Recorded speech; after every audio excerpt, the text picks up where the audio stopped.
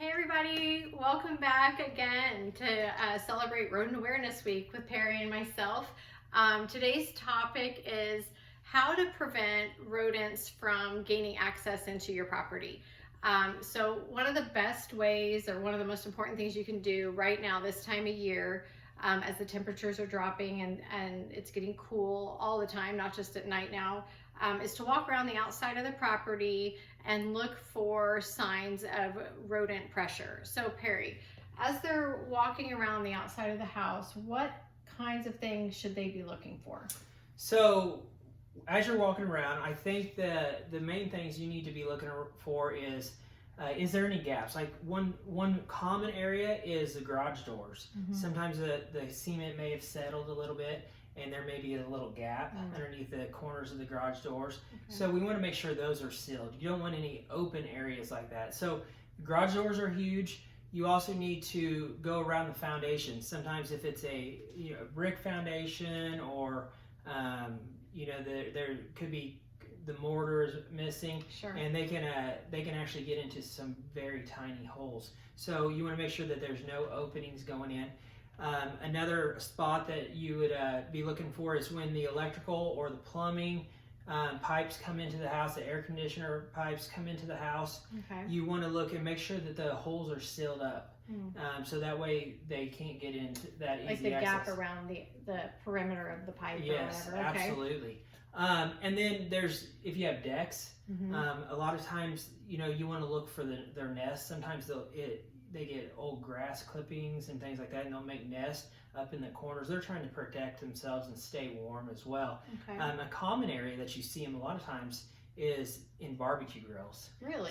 So the barbecue grills are usually a summertime activity that you're doing. So sure, in the fall and winter, the mice will come in there because they're looking for a place that's safe. And so a lot of times you want to open up that barbecue and make sure there's no nest in there. Okay. A lot of times you will see them in those areas as well. So good idea to keep the grill going all year long. There you go. Yes. So and also you can look for rub marks.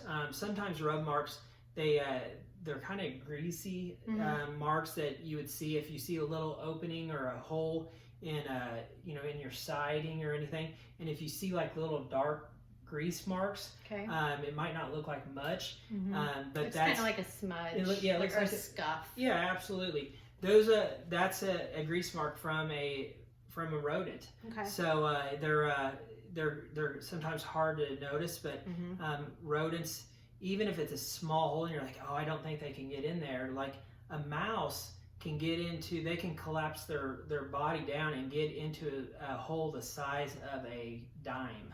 Wow. And a rat can get into a hole the size of a quarter. Yeah. So they can condense impossible, themselves. But yeah, they seem to be able to squeeze through impossible places sometimes. Yeah, absolutely. So as you're going around your house, if you're finding any areas that you're seeing those holes or anything, you want to make sure that you seal those up. And not necessarily just with like a foam or anything. Sometimes they can eat right through that. You want something that is going to stop them from eating on it. You want to get either steel wool and then silicone that in there.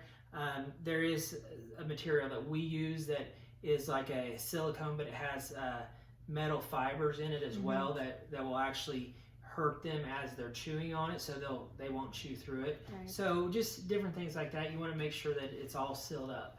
Okay. All right. Well, I hope you guys found that helpful. Join us again for the next installment.